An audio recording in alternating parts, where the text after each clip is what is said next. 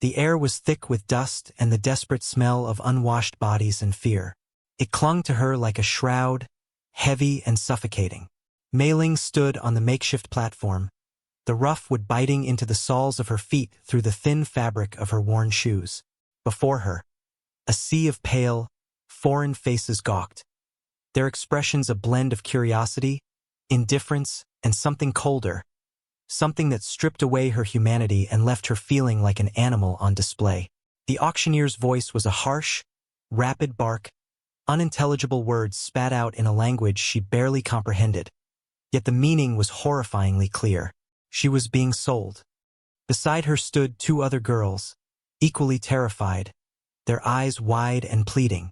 They had huddled together on the long, brutal ship journey, a fragile island of shared language and terror in an ocean of the unknown.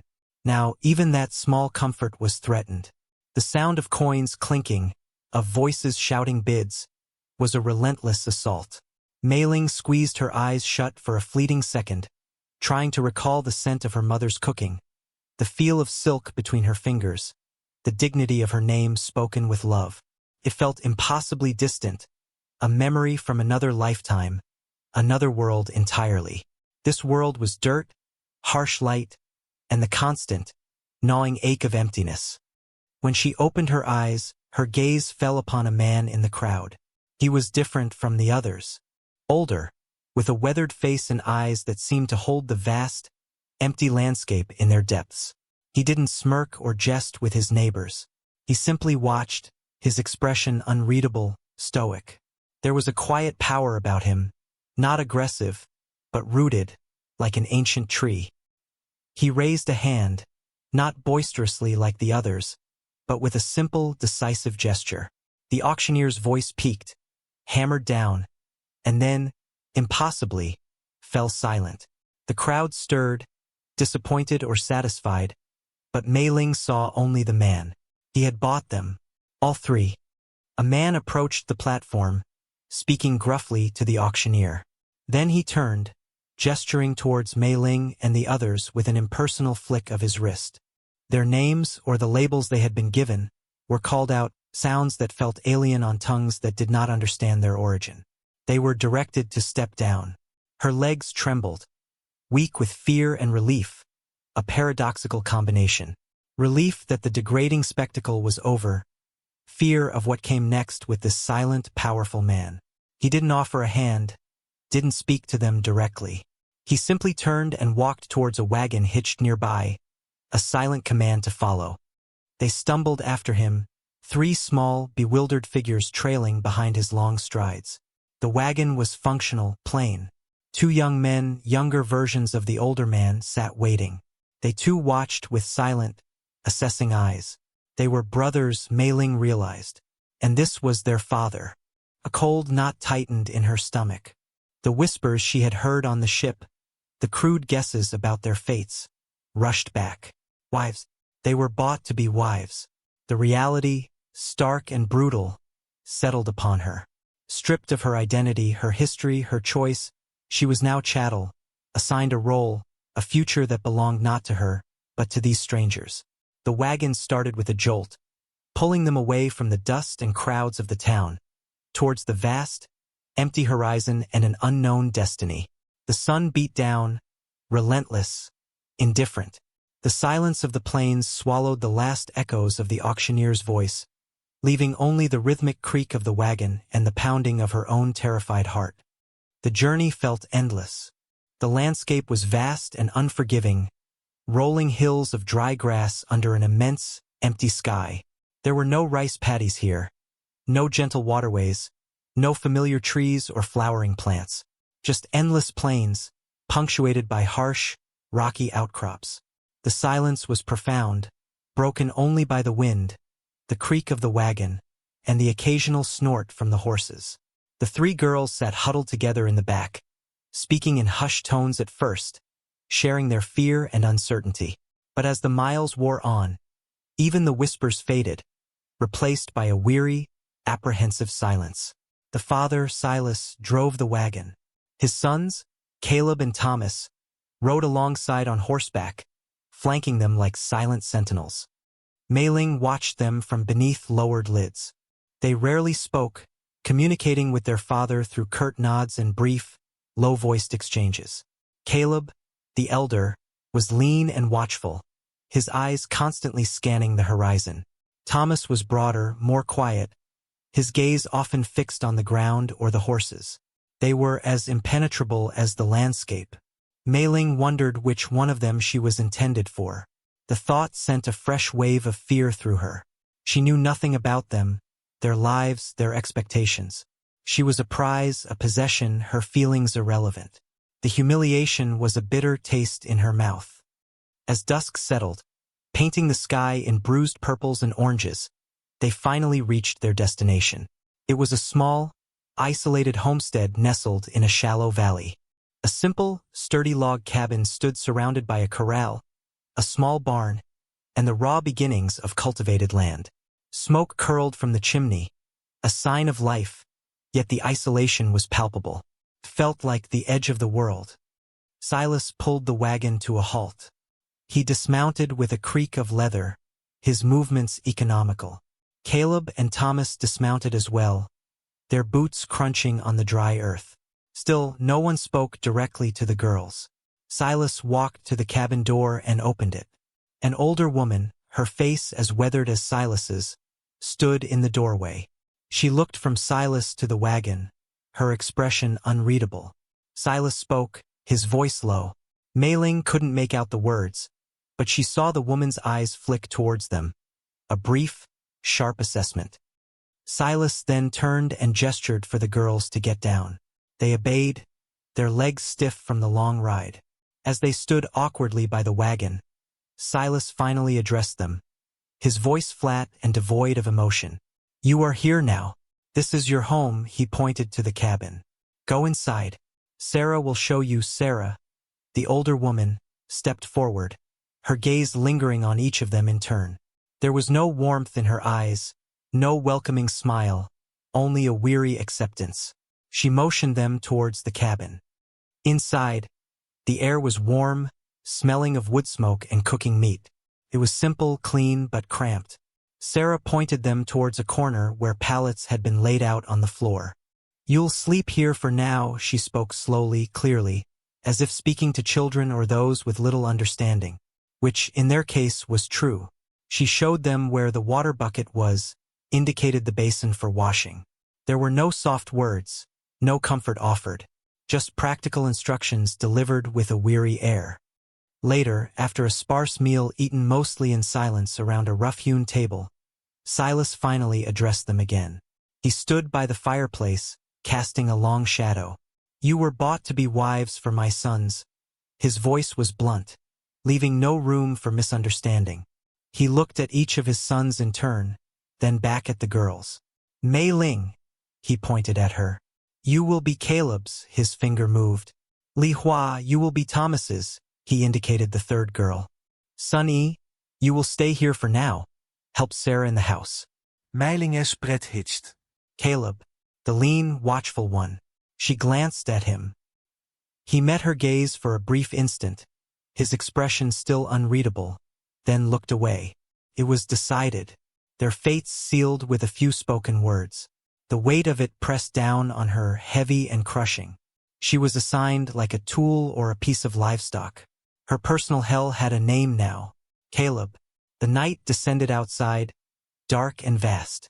Inside, the small cabin felt both confining and terrifyingly exposed. She lay awake on the hard pallet, listening to the unfamiliar sounds of the house settling, the distant cries of unknown animals, and the quiet breathing of the strangers she was now bound to. Sleep offered no escape, only restless dreams filled with the auctioneer's bark and the cold gaze of foreign eyes. Life on the homestead settled into a harsh, relentless rhythm dictated by the sun and the endless demands of the land. The days were long, filled with backbreaking labor. Mei Ling, assigned to Caleb, quickly learned that being his wife meant sharing his work in the fields. There was no gentle courtship, no pretense of romance. Their union was one of necessity, a practical arrangement. She was expected to work alongside him, planting, weeding, harvesting, her hands, once accustomed to embroidery needles and teacups, now calloused and perpetually sore from the rough soil and tools. Caleb was a man of few words. He rarely spoke to her directly, issuing instructions through gestures or short, clipped phrases. He worked tirelessly from sunup to sundown, his movements efficient and practiced. Mei Ling watched him, learning the cadence of his labor, the signs he gave.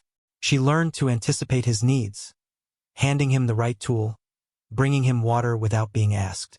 She learned to read the subtle shifts in his posture, the tightening of his jaw, the weary slump of his shoulders at the end of the day. He was a stranger, yet their lives were now inextricably linked by the shared struggle against the unforgiving land.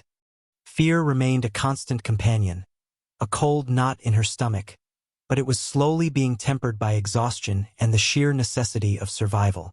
There was no time for despair during the day. There was only the work. In the quiet evenings, after a meager supper, the fear would creep back, magnified by the isolation and the silent presence of Caleb across the small cabin. They shared a small sleeping area, separated only by a thin blanket hung from the ceiling.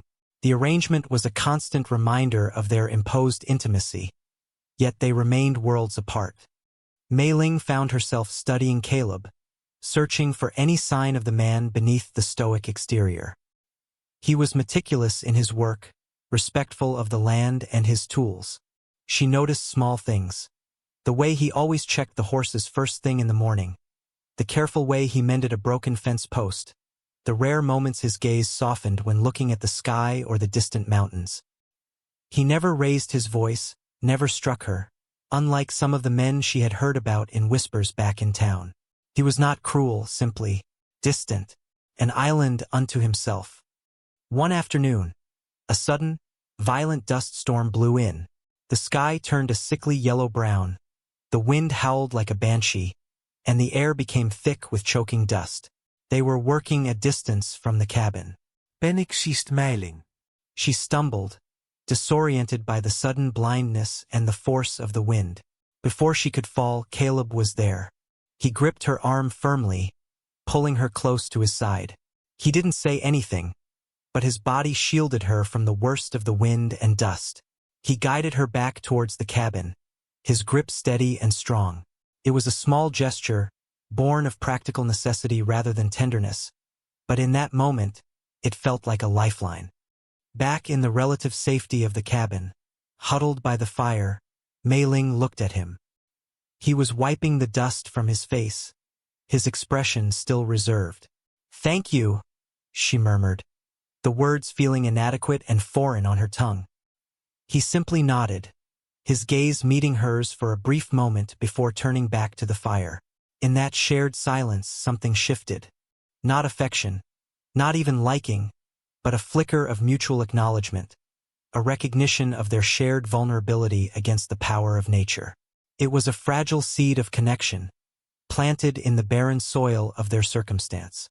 She was still bound to him, her future uncertain, but the crushing fear began to recede, replaced by a quiet, stubborn determination to survive, not just endure, but to find a way to live, even here, even like this. She was Mei Ling, bought and sold, but she was not broken. Not yet. The fragile seed of connection, sown during the dust storm, grew slowly, tentatively, nurtured by shared labor and unspoken understanding. There were no grand gestures, no declarations. It was in the rhythm of working side by side, the mutual anticipation of tasks, the silent support offered during moments of hardship.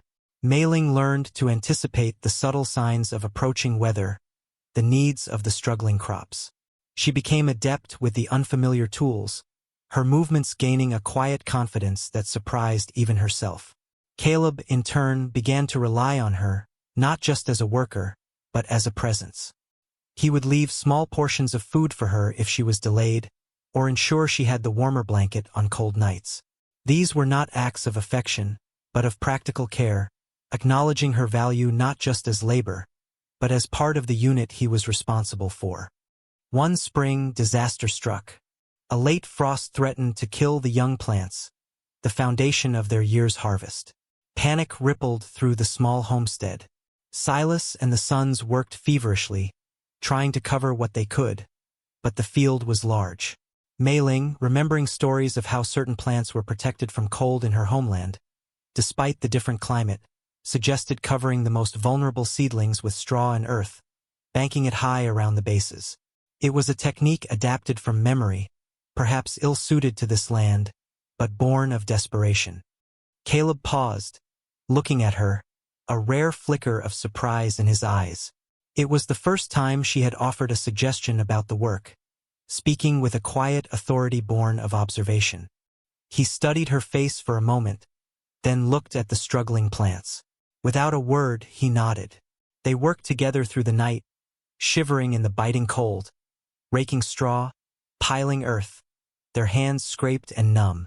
The other families on the homestead, Li Hua with Thomas, and Sunny helping Sarah, joined them, a shared purpose uniting them against the threat. By dawn, they were exhausted, covered in dirt, but they had managed to protect a significant portion of the field. When the sun rose, revealing the frost-covered ground, the difference was stark. The banked plants, though damaged, had survived far better than the exposed ones. Silas walked through the field, his face grim, but when he reached the area they had protected, a grudging nod acknowledged the effort. Caleb looked at Mei Ling, and this time, his gaze held something new, not just acknowledgement, but a quiet respect. "You did well," he said, his voice low. It was the most he had ever said to her at once, and the words were a warmth against the lingering cold. The harvest, though diminished, was enough to see them through the winter. The shared crisis and their collective effort had forged a bond among the inhabitants of the homestead, particularly between Mei Ling and Caleb. The silent distance between them remained, a natural part of his reserved nature and her past trauma, but it was no longer a chasm of fear. It was the quiet space of two people who had found a way to exist together, to work together, to rely on one another in a world that offered little mercy. Mei Ling still carried the scars of her past, the ache of loss and displacement. But looking at Caleb, seeing the quiet strength in his profile as he surveyed the land they worked together, she no longer saw just her captor, her owner. She saw a man bound by his own circumstances, trying to carve a life out of a harsh wilderness. She was not loved in the way poets wrote of love, but she was seen. She was valued. She was a partner in survival. Her dignity, stripped away on the auction block, was slowly being rebuilt, piece by piece, through the quiet strength she found within herself and the unexpected, unspoken alliance forged in the crucible of shared hardship. She had been bought as chattel, but she had become something more. She was Mei Ling, a survivor, standing on the land she had helped to tame, side by side with the man she had been given to. It was not the life she would have chosen, but it was a life, and she would face it with the resilience she had found in the heart of the storm.